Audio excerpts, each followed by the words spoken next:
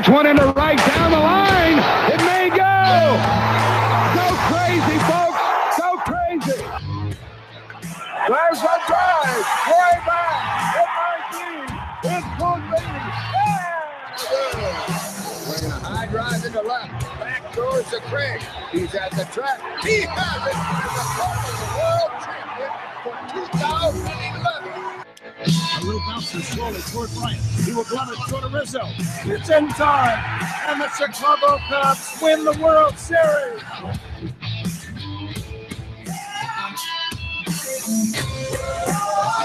This is the Team of Rivals podcast. No insiders, no anonymous sources, just passionate analysis from the bleacher seats. Here are your hosts, Ron Nuttall and Peter Geddes. All right, everyone, welcome back to the show. We're bringing another one to you this weekend. We did one on Friday night, released it Saturday morning. We're doing another one on Sunday, and there's only one reason for that, and that is I can solely pin this on one writer, and I think I can pin it exclusively on Jon Heyman because he sent a tweet out about every 20 seconds this weekend, and he's really hard to keep up with. But, boy, there's a lot of updates. Let's just say this, a lot of updates from Friday night when we last recorded. But I can't do this stuff alone, so joining me, as always, is my buddy from Chicago, Pete. Glad you're home, man. Me too, man. I was a little jealous not being a part of that episode on Thursday night. But it was Thursday. It was Thursday. Yes, it was Thursday. No, wait.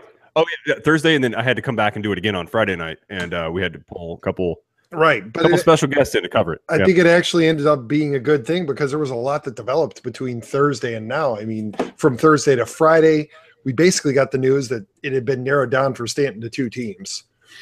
And then on today, well, Shohei's going somewhere. Shohei is going somewhere, and you might as well just follow Jon Heyman if you want updates, or let's just call this mostly non-updates from Jon Heyman, the writer. But we follow him on Twitter, and I'm starting to maybe wonder if we should unfollow until he actually picks up some real news or updates. I don't know who the guy knows, but he's been all over the map. The funny thing is that it's gotten quiet in the last hour. In the last hour, they were coming fast and furious, and now nothing.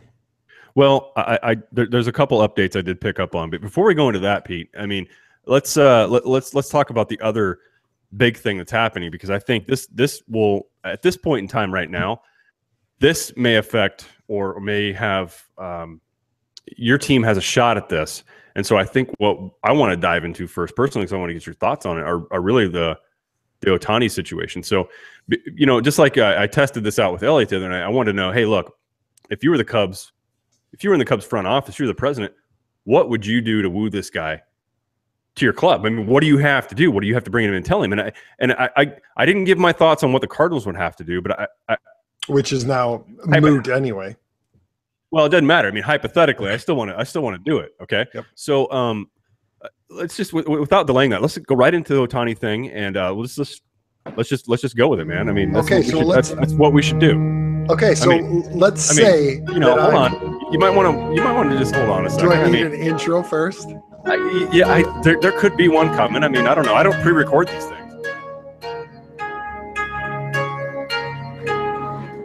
Greetings, Ohtani-san. The Chicago Cubs. The St. Louis Cardinals. Locked in an eternal battle between red and blue. What can these teams do to Shohei some love and win the Japanese phenom's heart to lead them into the final battle? Ron, I would have thought there that you would have had the close there and said, "Welcome to this week's episode of The Japanese Bachelor." It would have been absolutely appropriate. It would appear that the Cardinals didn't get the rose. No. Well, here's what I would say, whether I was Theo or Jed. First of all, I think what you need to do, Shohei, is you need to start following that excellent podcast that chronicles the St. Louis Cardinals and the Chicago Cubs, and that's the Team of Rivals podcast, which has a much is in much need of being followed on their social media. And to that point, I would recommend that you subscribe to their podcast. Stitcher, Google. It can be found at all of those venues. In addition, I would recommend following them on Facebook, or following them on Instagram, and following them on Twitter, because they are up and coming. And, you know, if you really want to see just how good looking the fans of the Cubs and to a certain extent the Cardinals are, you should also subscribe to their YouTube channel, where they frequently broadcast live and can really give you a sense of the culture that you'll be entering into when you sign with the Chicago Cubs. Arigato, Ohtani-san. Domo. Yes. Arigato. And Pete, I'm going to repeat just the social media outlets like that. You went a little auto-tune there for a second. I think it may have just been a connection issue. But we talked about these things. Hey, look, guys, we're on iTunes, SoundCloud, Stitcher, Google Play. Tune in. Team of Rivals podcast is a perfect destination if you want to pick up the audio version or the video. It's all right there. I dump it in after every show we do. I load it up on that website. And so, and that's teamofrivalspodcast.com. Well, .com. I mean, do you have to tell anybody .com? These maybe it's .org. Maybe we're an organization. You might need to. Or you can communicate with us by emailing the show at teamofrivalspodcast.com as well. Yes, sir. Let us know what we're doing, good and bad. I'm most interested. I'm expecting more of I'm expecting more of the latter than the former. And that's a good point, Ron. Feedback is good, whether it's rating the shows on the various streaming outlets. If it's reviewing, putting up a review, whatever it is, providing us feedback. One, it obviously does get us in front of more eyes, but two, hopefully it shows us what we need to do to make a better show for our audience and for our potential audience. All right, Pete. So getting back onto the Ohtani thing, let's level set here, right? The Cubs are still in the running. They are not one of the 14 teams that have been announced as being out of the running, right? That are going to be considered so far. And so the Cubs are still in this thing. So you sit at whatever seat on the Chicago Cubs. Say you're above Theo. I mean, what are you doing to convince him? Well, curious. Let's go. I mean, if you assume that Ohtani is going to be one of your starting pitchers, and that means that he's going to be pitching every 5 days. I don't see any team switching themselves over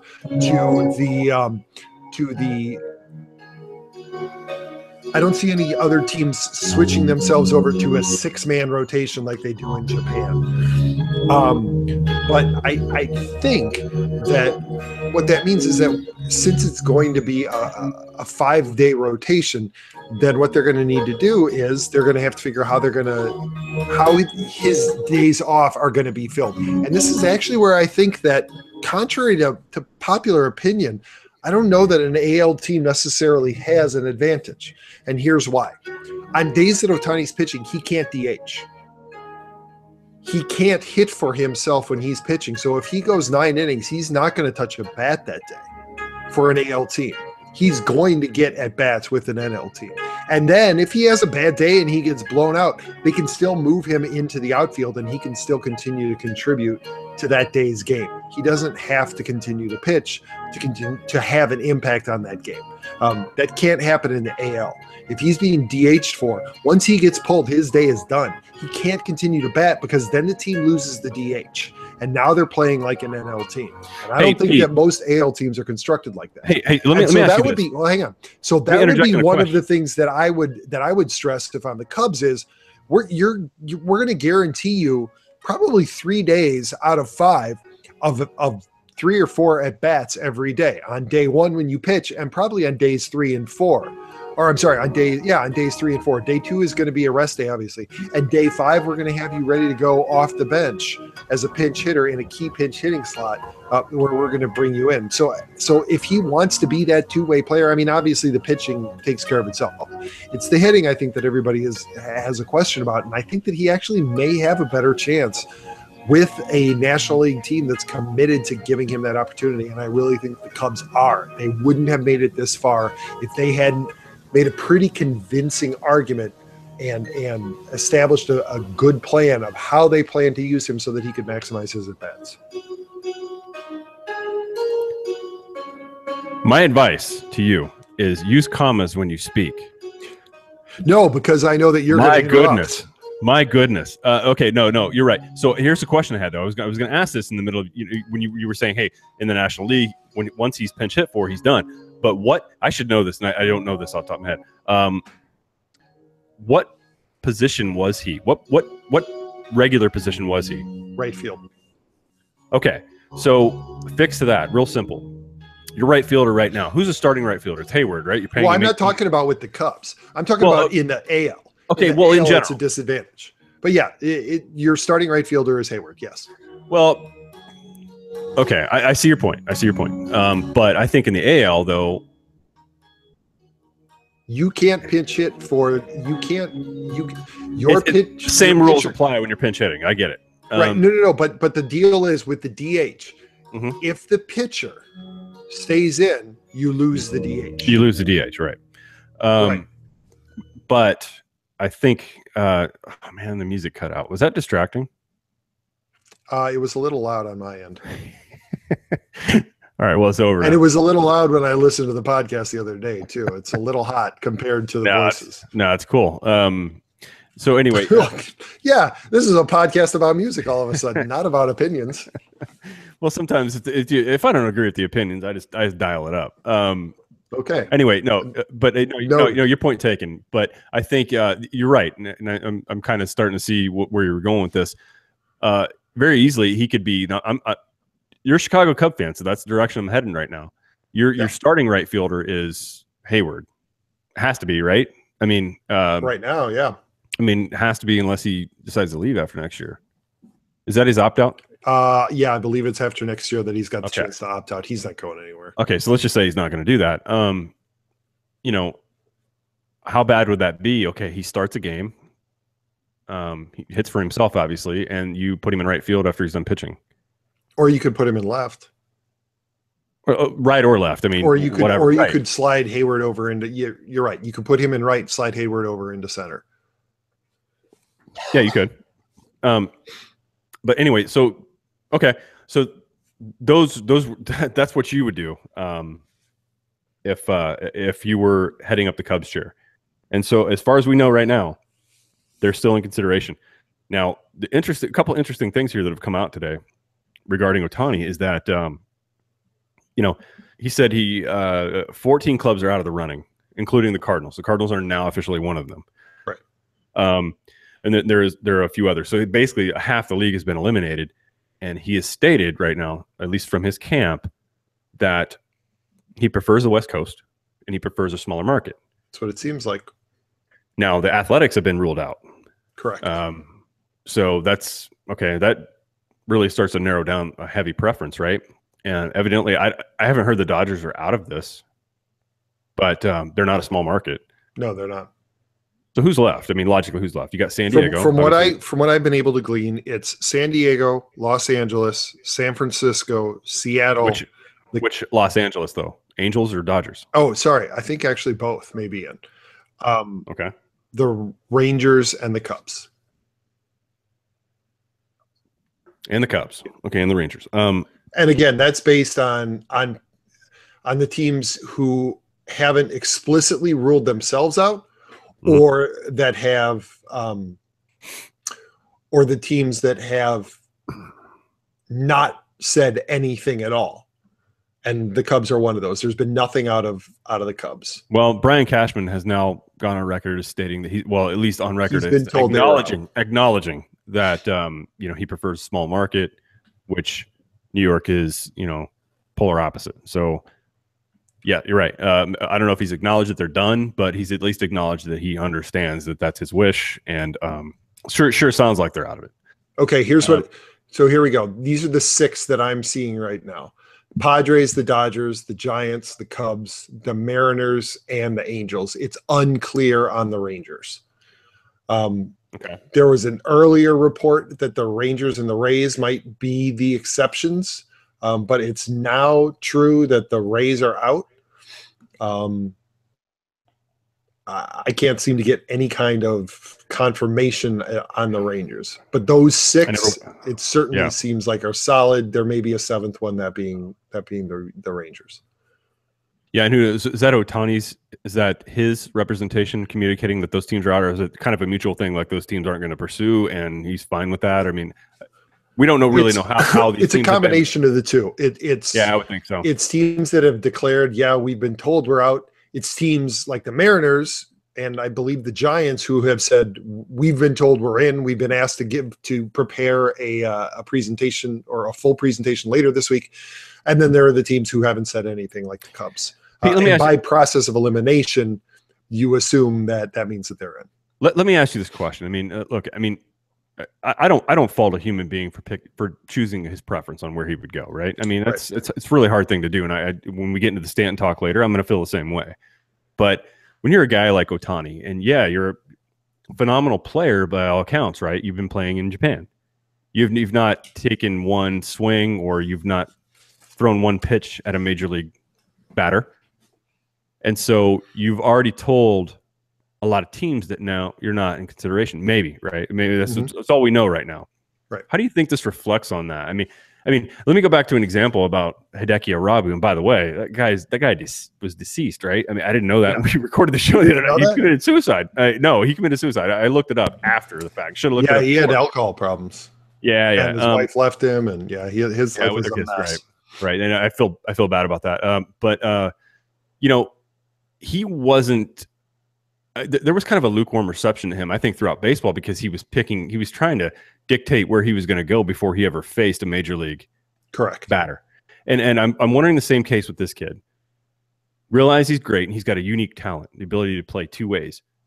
I just think that, and I'm not speaking on the Cardinals' behalf, because with me, I think where our focus has been. We've kind of been aloof to this whole scenario. At least I think. Most Cardinal fans. This just came in on Twitter. The Cardinals will be getting a compensation pick for being cut out of the Ohtani sweepstakes. So, right,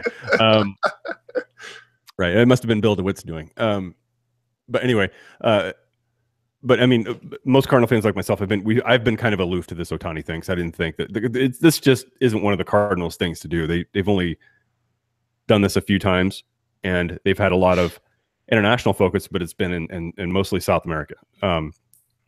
So I didn't have high hopes for this. In fact, I've been paying attention only because it's been in the news so much. But I'm just wondering about this guy, though. Telling 14 teams you're out, not going to consider going to you. How does that? How is that going to work for him once he gets into the league? Is there going to be any kind of you think there's going to be any kind of hard feelings from fans or organizations that he ruled him out before he ever proved that he could actually stick? I don't think so, because this is kind of the way that the posting system usually runs. The only difference is that it's clear here that he's picking it would appear, based on where he actually wants to play rather than who's going to give him the most money, because that's usually what it is. Usually you look and it's whoever offers the biggest contract, because every team, at least the way that the posting system is currently structured, every team can offer $20 million for the posting fee. And that doesn't count against salary.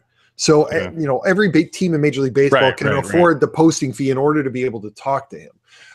And then at that point, then it's up to the player to decide who it is that they want to negotiate with. This is no different.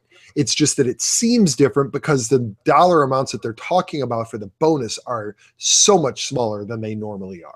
Right. And let me go back a little bit and say, hey, with only 3 weeks to actually sign with somebody, you can't meet with all 30. No, right? absolutely. Well, he wasn't gonna have to meet with all 30 anyway, because I don't know if you caught this, but the Marlins ruled themselves out. Said that they didn't want to spend the $20 million posting fee in order to sign. Like, they took themselves out of the sweepstakes. They said the $20 million was too steep. I don't get it. It's Pete, not like you have to pay the $20 million. No. No, I get it. Can we please park the Marlins for a second? Because I want to touch on those assholes in a little bit, okay? Right? Sure. because they he may have been a great player, but I don't know what the fuck he's doing right now with how he's handling things. I want to touch on No, we'll get back to them. Yeah, we should get back to them. But let's stay on course here because so the Ohtani thing. So let's say the Cardinals say I didn't know anything, and when I put this list together, I didn't know that the Cardinals were out of it. I didn't know that they were even interested in being in it. But I put it. I mean, what would Ron do if I took over? Right? What would I do? I'm not going to turn the music back on. Why not? You don't have to deal with the distraction. Fine, you asked for it. Right. Let me know if it's too loud. All right. I'm the chairman of the Cardinals. Bill DeWitt's sick, and he's left me in charge. So how do I show Shohei some love? I break out the Clydesdales as soon as he gets in town. Give him Gussie Bush's red cowboy hat and let him take those sons of bitches around town for a spin. Then I take him up to the arch. Stop that cart halfway up, and I don't resume it until the ink is dry. Take him to the Pro Bowling Hall of Fame. Give him a personal lesson from Pete Weber. Teach him the crotch chop. Bring the crotch chop into baseball as a substitute for a bat flip. Let Ohtani own that. If you don't know who Pete Weber is, YouTube it after this. I call So Taguchi. He was there for 5 years. Why not? Then I call Matt Holliday because he's endorsing everybody on the Cardinals' behalf. I also promise him that John Mabry will never talk to him ever about his swing. I provide a professional voiceover for every time Mike Shannon tries to pronounce his name because everybody knows he's not going to get it right. I erect an immediate statue and a jersey number retirement upon arrival. Small market, right? He wants to be the big dog. Since he's a two-way player, and Pete claims that Bill DeWitt III owns Manfred, Ohtani's the only batter that can actually pitch to himself. Call it a toss-up. He's allowed to play both goalie and forward for the Blues during power plays, and on days he doesn't pitch. He's a two-way player, right? He's that spectacular. Uh-oh, hang on. All right, one more. Two more. One more. Provide permanent resident at the Edward Jones Dome because what the hell else are they using it for? Biggest apartment in St. Louis. That's how I get Shohei Ohtani to join the Cardinals. My goodness, I don't understand why you guys didn't make the finals. I think my plan was as good as any that would have been thrown out there, man. And there's no way to disprove it at this point. Nice try. So there you go. Like I said, there you go. Stunned that you guys weren't one of the finalists. Yep. Yeah, we're all about those international players. Yeah, you are. Especially throwing Mike Matheny in front of him. I mean, how could they resist? It's just a staring contest. He stares at him until they cry and sign. I mean, I don't know what their tactic is. Anyway, so that's the Ohtani deal. That's going to be really interesting. But I think that's going to come down to. I don't think it's going to be a last day thing, Pete. When it's December 22nd, that's the deadline. I think it'll be prior to that. I think so too. I think that I think it's going to happen before the winter meetings open. I think that and Stanton are going to get taken care of, and because there's been some clarity provided on those two, I think you're going to start seeing some free agents move, and you're going to start seeing some trades because now teams can move forward with an idea of what their off seasons are going to look like.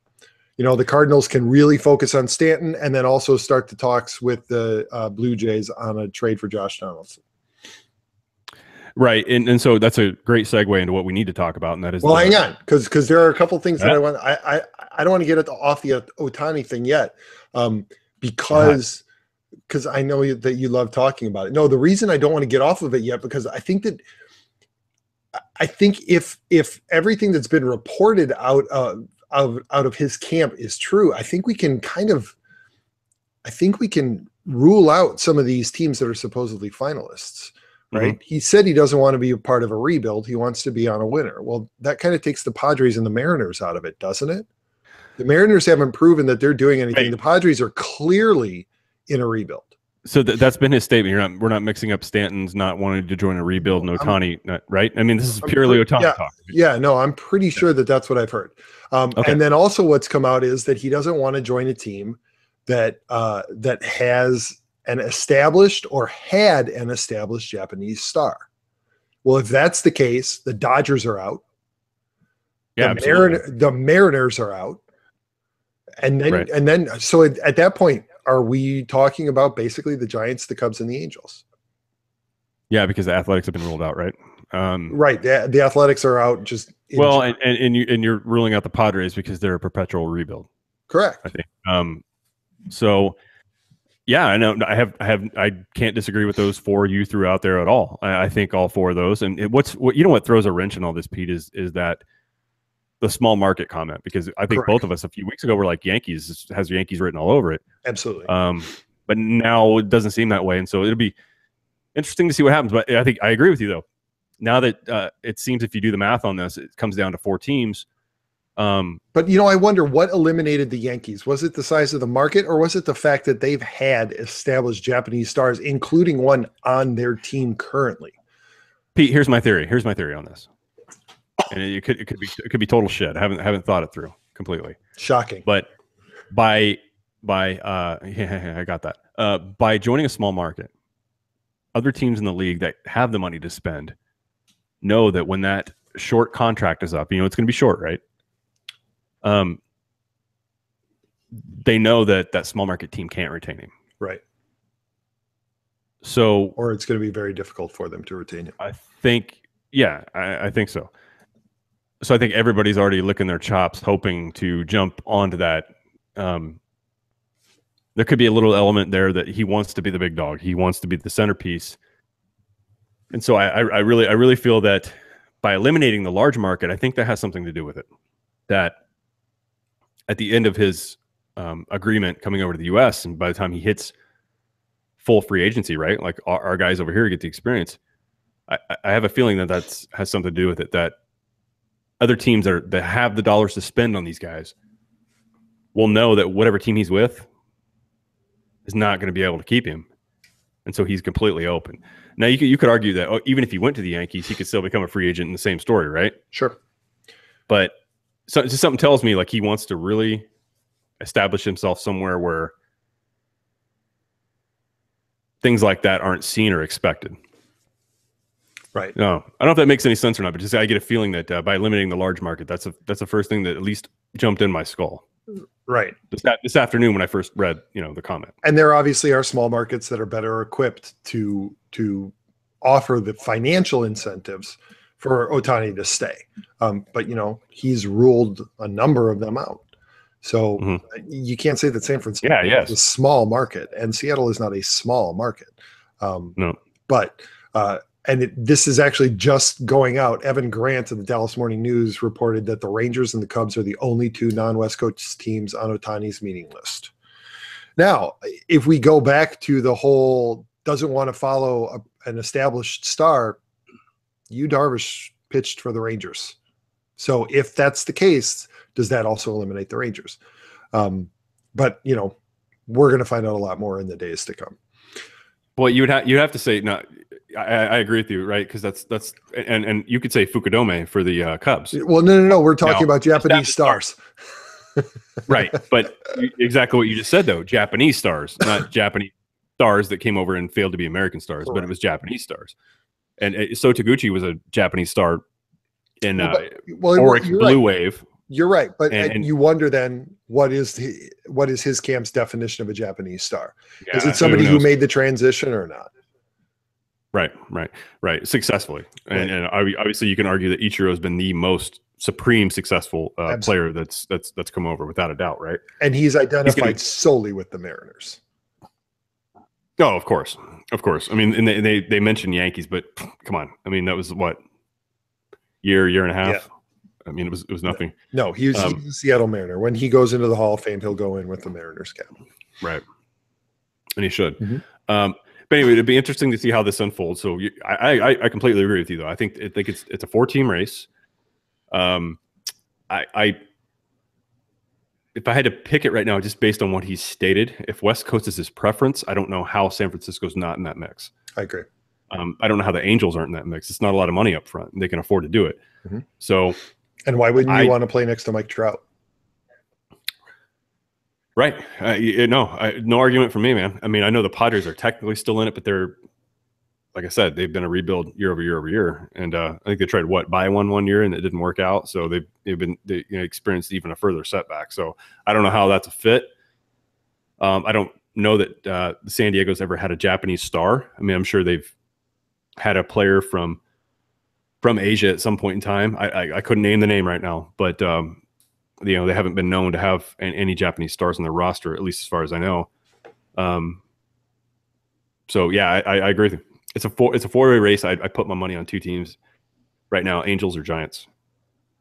Yeah, that makes sense. Really, if you think about it, what time they play too, right? I mean, I know that over in Japan, I've been over in China a bunch of times. The time zones are completely wacky. I kick that all. I don't think it matters. I don't think it matters actually where they play geographically in the United States. It's still a huge time difference. Nobody's going to be able to watch them live unless they're watching them like at 7 a.m. Right, which they very well may do. Yeah, they very well could do. You're right. So yeah, it'll be interesting. But down to 4 teams, so we'll see how this unfolds. That's all I can say about it. So the other elephant in the room, Mike Stanton. So here's the thing. So this is supposed to be right now. So the Marlins have agreed to at least a framework of a deal between with St. Louis and with San Francisco. We don't actually know the details of who's being offered. There's hearsay of who's being offered up. But I don't want to talk about the minor leaguers or major leaguers that they're willing to deal. Consensus seems to be with the Cardinals that it's Sandy Alcantara is who the deal is centered right. That's the centerpiece, right? And it's talked about now that the Cardinals are actually willing to eat more of the deal, which wasn't the case a week ago, which is surprising. I mean, a lot of people called Bill DeWitt cheap.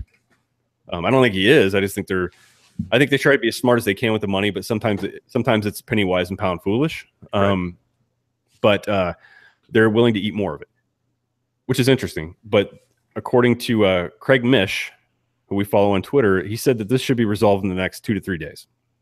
I agree. Unless the Dodgers sweep in and decide that they want to make things difficult. And I have to say, and I know that this is going off on a tangent from our primary focus, but if I'm the Dodgers, you've got a window. Why not open that window as wide as you can? Because it's going to close in a handful of years. Go for it. Take the hits. What's it going to, so you're going to have to pay some extra money and it's going to hurt you in the draft. Your farm system is already solid. Do it. Offer up some of your prospects, eat a lot of money. Hell, eat most of the money. Make that the centerpiece of the deal with them. Offer up some good prospects, but not the best ones, and put Stanton out there in your outfield and go and get that World Series that you've now been denied for the last couple of years. Make your move. And I would bet that's what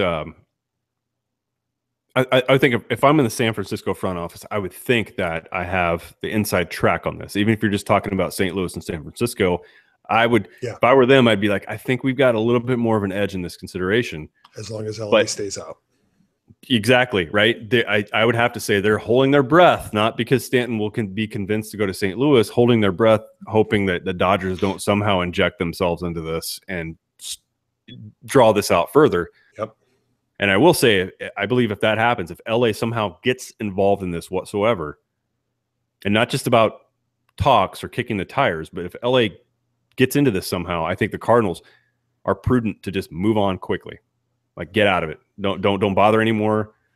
Move on to plan B, C, D, whatever you've got. Don't get in this mix. Do what you got to do. You try to go after the big fish, no pun intended. But if it's not going to work out, right? I mean, his preferences be on the West Coast. I don't fault him for that whatsoever. Nope. But if it drags out any further, they really do have to move on. They can't have the music stop and not have a chair to sit in. If you needed an impact bat, there are a few out there that you can obtain, and you got to do it. Don't wait on this. Speaking of moving on, a couple of things. Are we done with Mike? I think it's all we have to say about this. Yeah. It's a waiting game at this point. There's nothing else to talk about. All right. So speaking of moving on, two interesting things that I saw pop up in the last week. One, the Cards and Rays are talking about Alex Colome, however he pronounces it, and that there's Colome is what I've Colome. Okay. Yeah. And there is some talk that they may also have a little chat about including Evan Longoria in that, which would be a substantial move if that happens. I think you would see a lot of people leaving the Cardinals organization in order to make that happen. You mean a lot of prospects or players? A lot of, yes. Potentially. I mean, that could potentially happen. I don't know that in the race situation they would have to give up all that much. I mean, I agree with you that I've heard the same thing, but I disagree slightly that it would be a serious depletion of prospect talent. Well, considering all the outfielders they have. Very true. Very true. Anyway, so yeah, I've heard the exact same rumor. I think that if something like that happened, now the real meat behind this is Colome, right? The closer. And Evan Longoria could actually somehow end up becoming a part of this. If that were to happen, Pete, just hypothetically, if that were to happen, I think that Evan Longoria would be a great addition, but I think it cannot stop there. They have to do something else. It cannot just be Evan Longoria in the middle. Right, because they really need to do something else. Right, because he's a good bat, but he's not that big, solid impact bat that you're looking for. Right. No, you could plug him in at that 3 or 4, but he's only a 3 or 4. Right. And he's not going to scare anybody. You there? Did you lose me?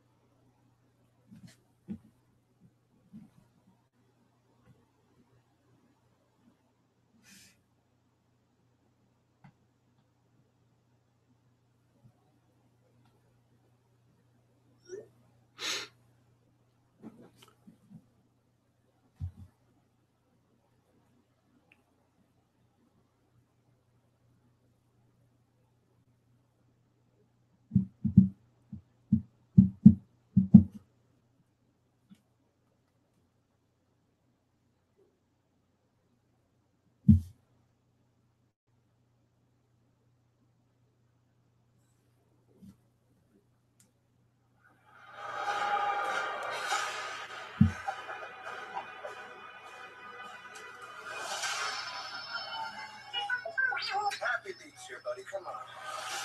So good to have you back. Baby, touch it.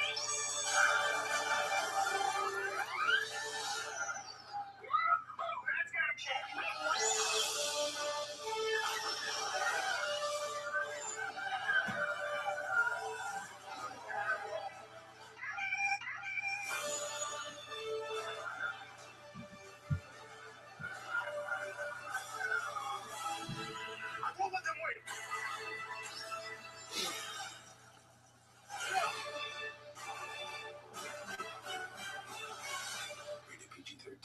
Experience it at IMAX. You've seen this place. Only in dreams.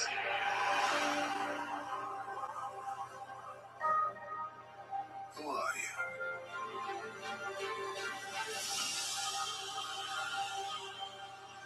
Something inside me is awake. What do you see?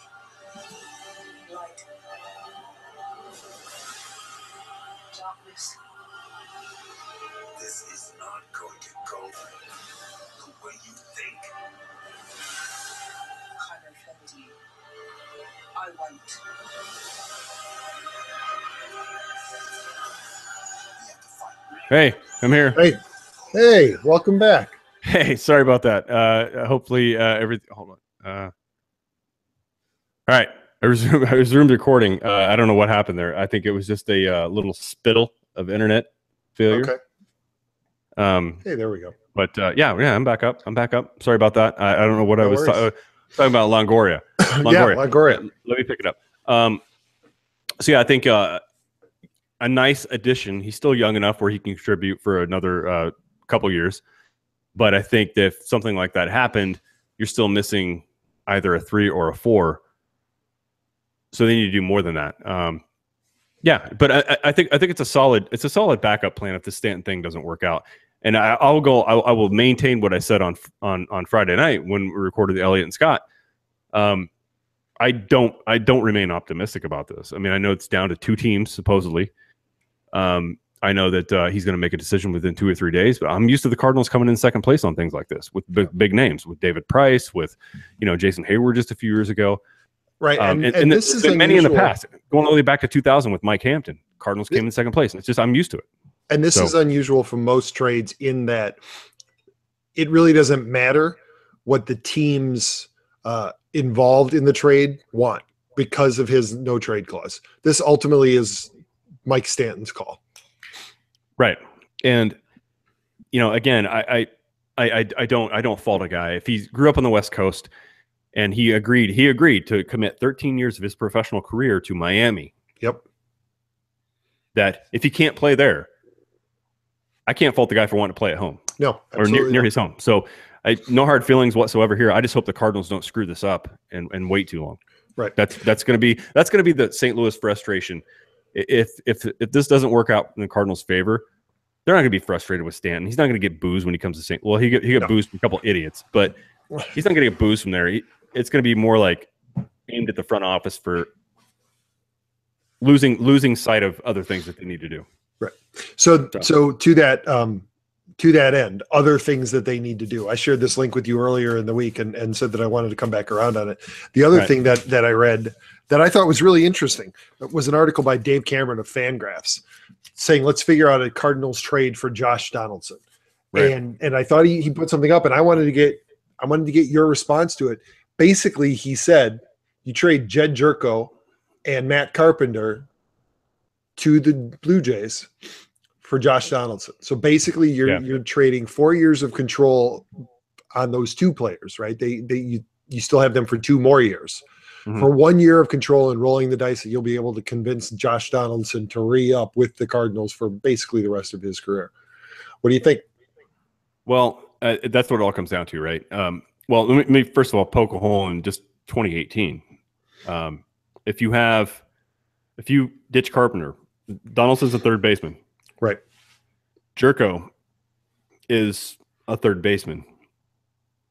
He's a utility infielder. He played a lot of third base last year. So who is playing third base? Okay, Donaldson now. Right. But who's playing first base? You just pulled your first baseman. Is it Jose Martinez? Yeah, I think it's Jose Martinez, isn't it? I mean, haven't they already told? Or Luke Voigt. Luke Voigt is the other young guy they have that's a natural first baseman.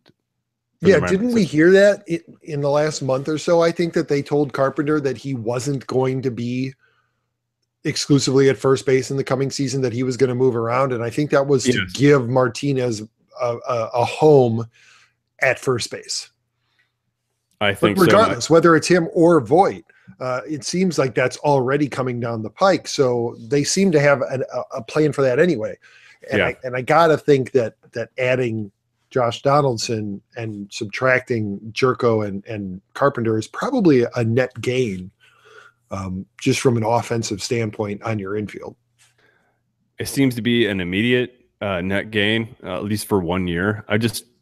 The thing is with Carpenter is, like, as frustrated as we get with him, because he in his head he can't bat anywhere but lead off, right? Which is not where you want your first baseman batting. It's not, unless he's the greatest leadoff hitter of all time. Right? No, that's Ricky, but he was a left fielder. No. That was Anthony Rizzo. He's your first baseman. I'd take him as my first baseman. I bet you would, and your third baseman, because he play both. Just run the ball over to first. Anyway, it's back on point. Yeah. So, no, I wouldn't. It would be tough because you're right. It's the control that you're worried about. And you have to have a high level of certainty that you can retain Donaldson, that he's going to get in there, experience baseball in St. Louis, and be willing to spend the rest of his, effective playing years with them.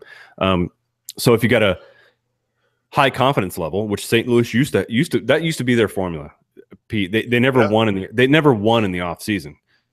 They would trade guys at the deadline. Like, look, you had a guy like McGuire, who's a California boy, played for a California team, all of a sudden got traded to the Midwest. Now, albeit his former manager was there, so he's that's a little different than the case of Edmonds. But McGuire did agree to essentially finish his career there, right? Or he actually did. Jim Edmonds, kind of the same story. Young guy, grew up in California, played for the Angels team.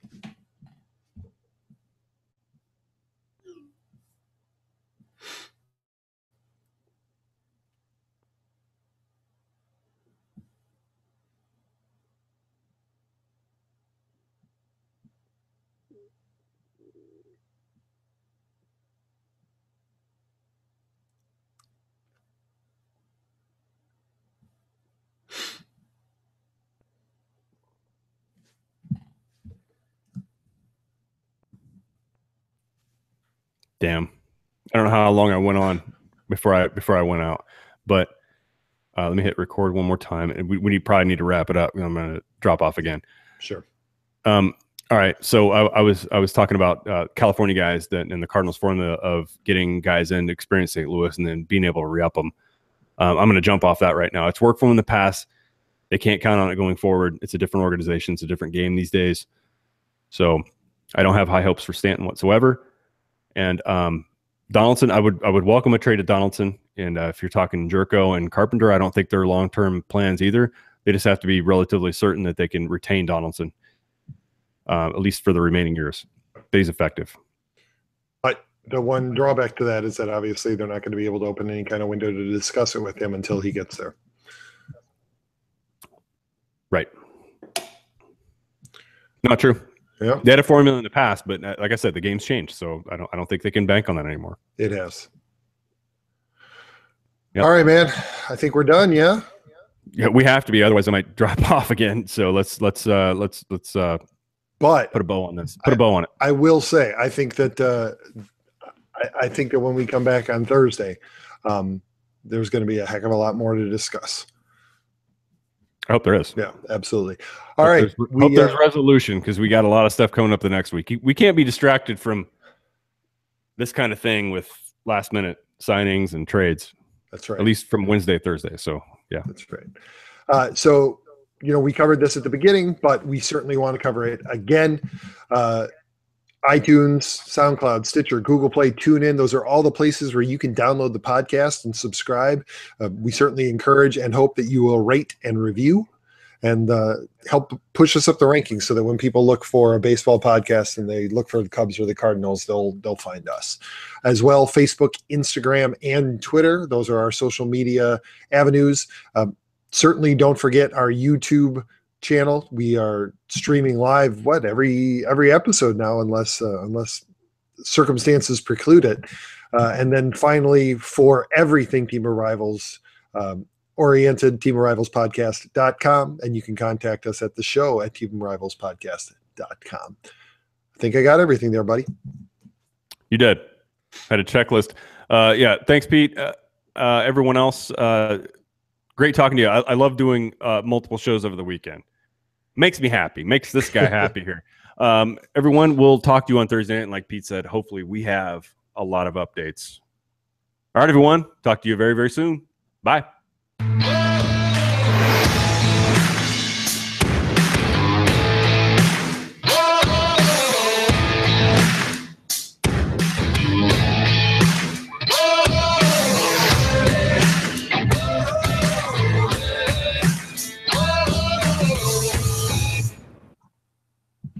I feel like a horse shit outfit of technology tonight.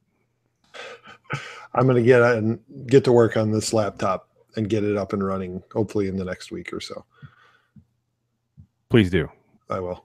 Evidently, I have to find a new internet service provider. You only get one chance to piss me off, and they did it. I don't understand how it kept dropping out like that. That's ridiculous. Although, what am I saying? Well, at least the YouTube is open, right? So I don't have to chop that up, right? You stayed in, so I just right. You just got to see me. I just disappeared, and yeah, okay, yeah, cool. Yeah, because I don't want to dick with that, man. Have you not edited a YouTube video? Oh man, I probably should stop broadcasting. Yeah, maybe. Bitch, now I do have to.